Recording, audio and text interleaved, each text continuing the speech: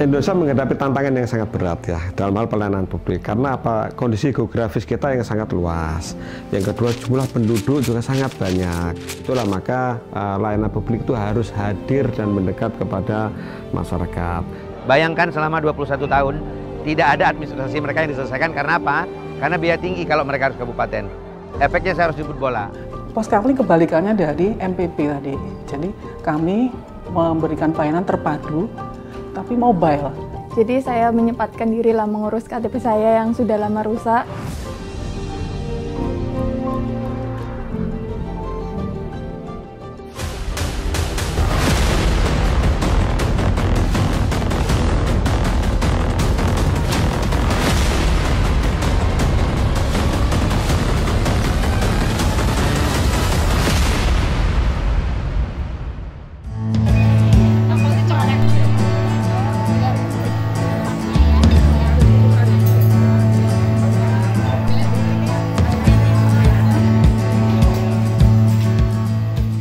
Pelayanan publik merupakan layanan yang diberikan oleh pemerintah kepada masyarakat untuk memenuhi kebutuhan dasar masyarakat secara responsif, transparan, akuntabel, dan partisipatif. Pelayanan publik merupakan salah satu upaya menjalin hubungan yang baik antara pemerintah dan masyarakat. Pemerintah memiliki kompleksitas yang tinggi terkait isu-isu layanan publik. Berdasarkan data Badan Pusat Statistik, dengan jumlah penduduk di Indonesia pada tahun 2023 sekitar 280,73 juta jiwa, 38 provinsi, dan 83.971 desa atau kelurahan. Pemerintah menggalakkan upaya inovasi pelayanan publik untuk mengatasi kompleksitas dalam layanan publik guna percepatan peningkatan kualitas layanan publik. Inovasi ini membutuhkan interaksi antara birokrasi, aparatur sipil negara, institusi, dan masyarakat. Dalam interaksi sosial yang terbentuk inilah munculnya inovasi layanan publik yang dibutuhkan masyarakat.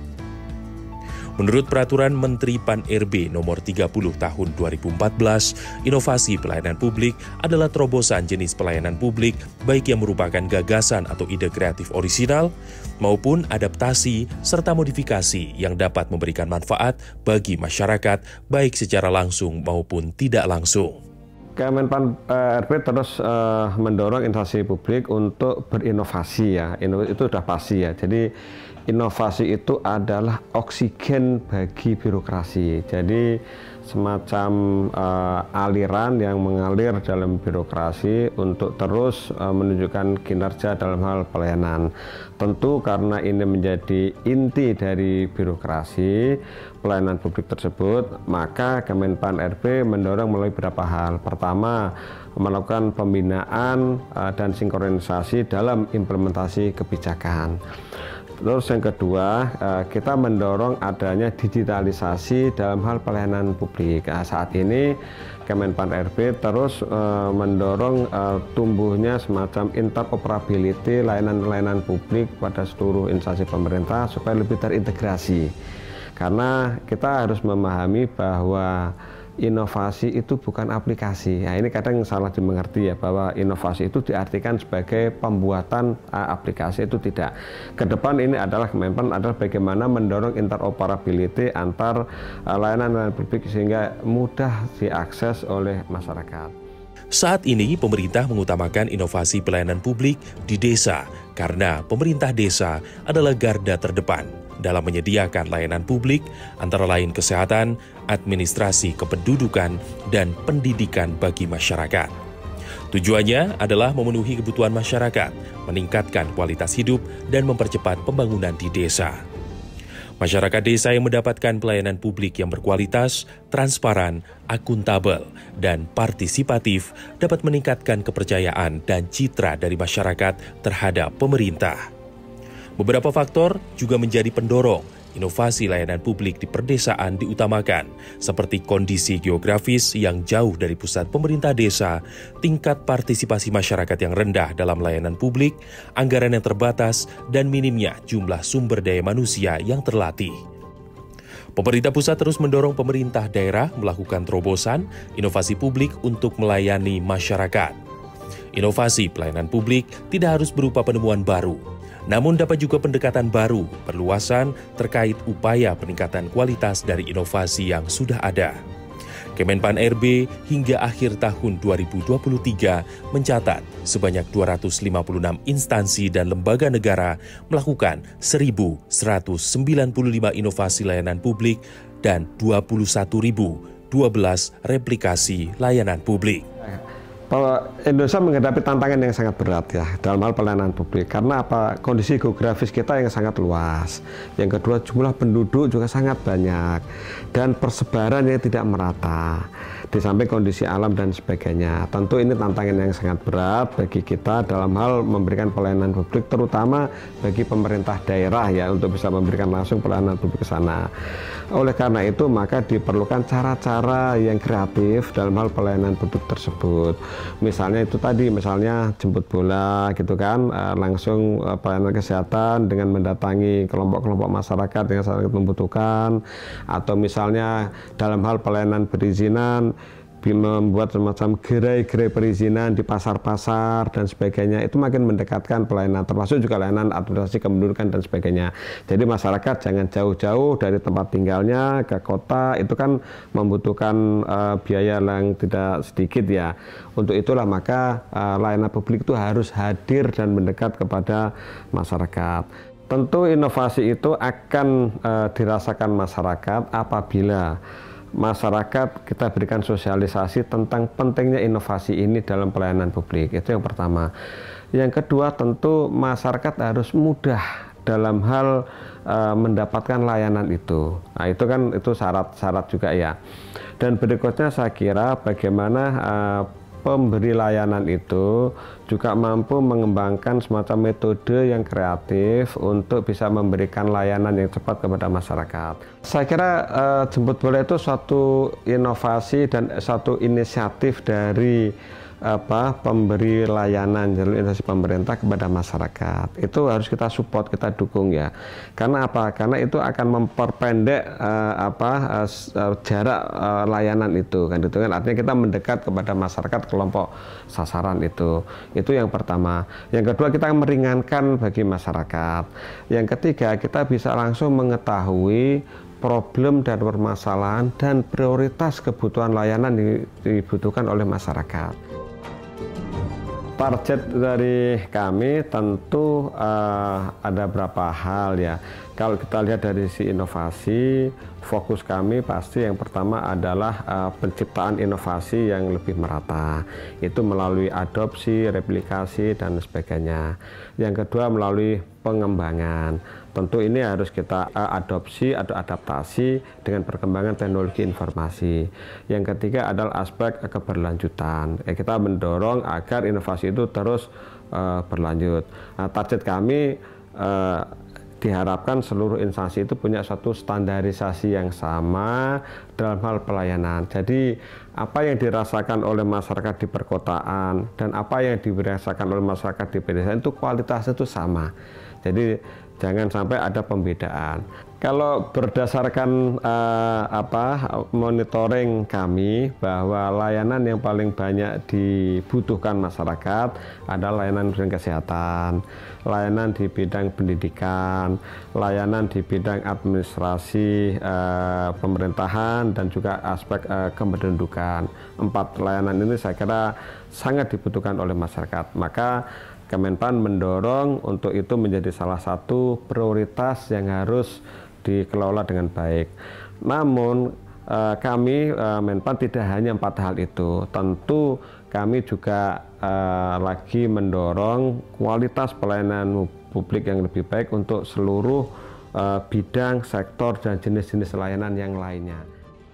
Pelayanan publik yang berkualitas tentu harus dirasakan oleh semua lapisan masyarakat. Untuk mencapai pemerataan pelayanan publik kepada seluruh masyarakat, pemerintah daerah turut serta berinisiasi menciptakan terobosan yang dapat menyelesaikan beragam permasalahan di wilayah masing-masing. Seperti inovasi dalam Aibakung, besutan pemerintah Kabupaten Bangka Selatan, Provinsi Bangka Belitung, dengan memindahkan kantor layanan publik ke desa selama 2 hari sehingga masyarakat desa dapat langsung merasakan berbagai pelayanan yang tersedia. Sebagai bukti, negara hadir melayani masyarakat.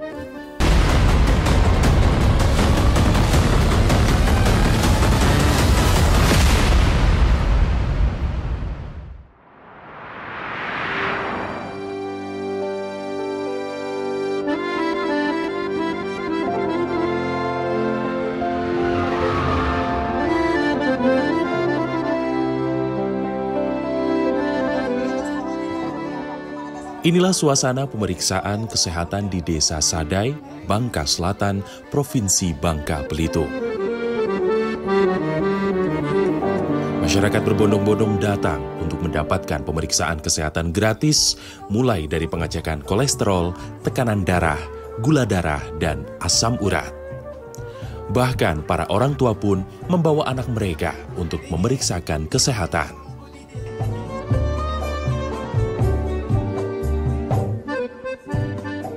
Pemeriksaan kesehatan gratis ini adalah salah satu layanan jemput bola yang merupakan inovasi layanan publik di Bangka Selatan yang dikenal dengan sebutan program AI Bagong.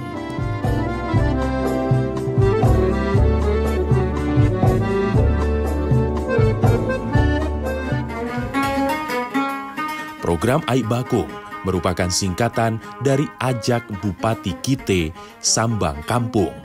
Program jemput bola ini memindahkan layanan publik ke desa yang terpilih selama 2 hari.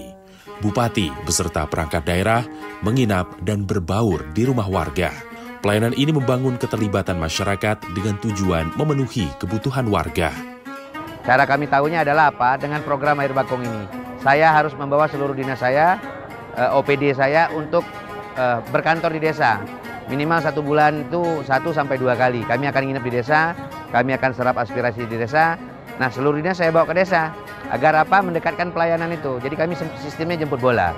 Kalau desa kami ada Bangka Selatan itu ada 50 desa, ada 3 kelurahan.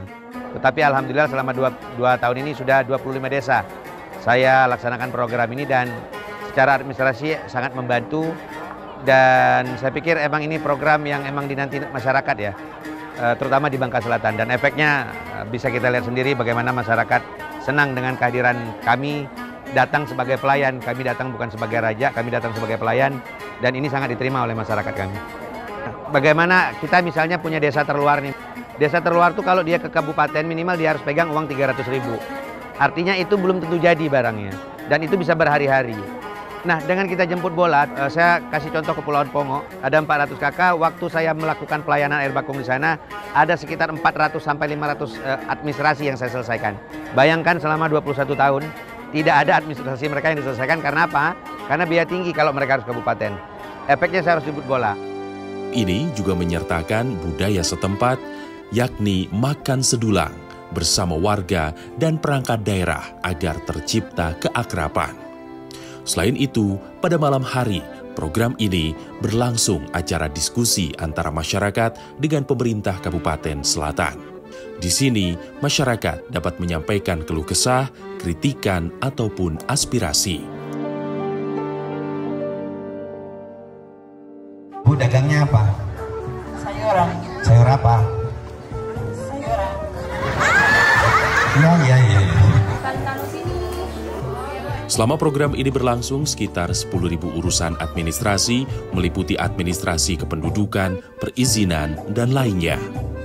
Rata-rata, administrasi kependudukan yang diurus beragam di setiap desa. Semakin jauh desa dari pusat pemerintahan kabupaten, maka makin tinggi jumlahnya, mencapai 150 hingga 500 administrasi kependudukan. Enggak, ini KTP-nya sudah seumur hidup, jadi sudah bisa digunakan. Kalau anaknya tadi, Bapak Ibu silakan dan lengkapi dulu SIM-nya dan kayaknya nanti titip aja ke perangkat desa, kami cetak di sana, ya.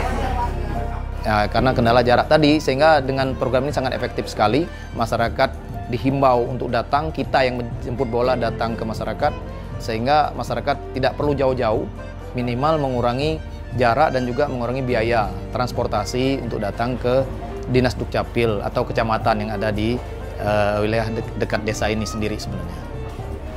Adapun layanan Adminduk yang kami berikan hari ini ada beberapa layanan, salah satunya rekam KTP elektronik, kemudian cetak KTP elektronik, akta juga, akta kelahiran, akta kematian.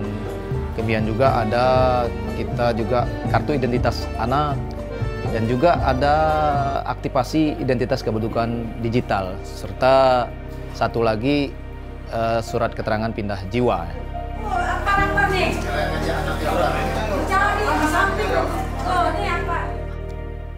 Sejak bergulir 2 tahun lalu, masyarakat Bangka Selatan sangat menerima program AI Bakung ini karena manfaatnya yang tepat sasaran, terutama bagi masyarakat yang tinggal di perdesaan. Kami berharap sebagai warga Bangka Selatan khususnya, itu program dari Bupati Bangka Selatan ini setidaknya dilanjutkan terlebih dahulu, sifatnya kontinu dan terus menerus. Karena ini dengan hal yang seperti ini sangat mempermudah sekali bagi masyarakat Bangka Selatan. Bisa melengkapi surat-surat keluarga kan, jadi lengkap, ada kakak, ada SIM, ada akte. Jadi kita mudah kan, tidak susah-susah ke Capil, di sini dekat. Jadi itulah bisa bikin di sini, kita senang dia ada acara di Bakung ini, di Bakung ini. Inovasi jemput bola sebagai akselerasi layanan publik dalam meningkatkan efisiensi, efektivitas, transparansi, serta aksesibilitas masyarakat khususnya di perdesaan untuk memenuhi kebutuhan juga dilakukan oleh pemerintah Kabupaten Sidoarjo melalui program JBT Sayang dan program Poskamling. Agar masyarakat di Kabupaten Sidoarjo dapat turut merasakan pelayanan publik yang berkualitas sebagai salah satu cerminan reformasi birokrasi.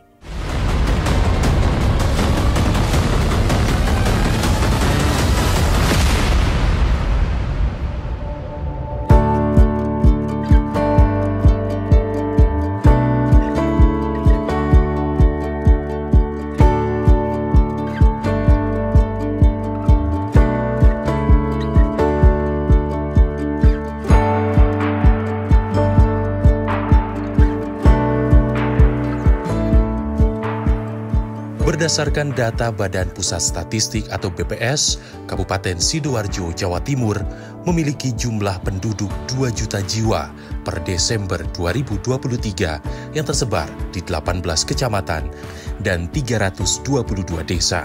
Untuk memberikan pelayanan publik terbaik kepada masyarakat, khususnya pengurusan dokumen kependudukan, Kabupaten Sidoarjo mempunyai 4 strategi, yakni pendistribusian penugasan layanan ke setiap kecamatan, kolaborasi bersama mitra, inovasi layanan publik, dan monitoring serta evaluasi. Dinas Kependudukan dan Pencatatan Sipil Kabupaten Sidoarjo merealisasikan keempat strategi tersebut ke dalam inovasi layanan publik, yakni Program Jemput Bola Terpadu Sidoarjo yang Gemilang atau JBT Sayang yang berjalan sejak 2019 telah menyasar masyarakat perdesaan yang berada di 18 kecamatan.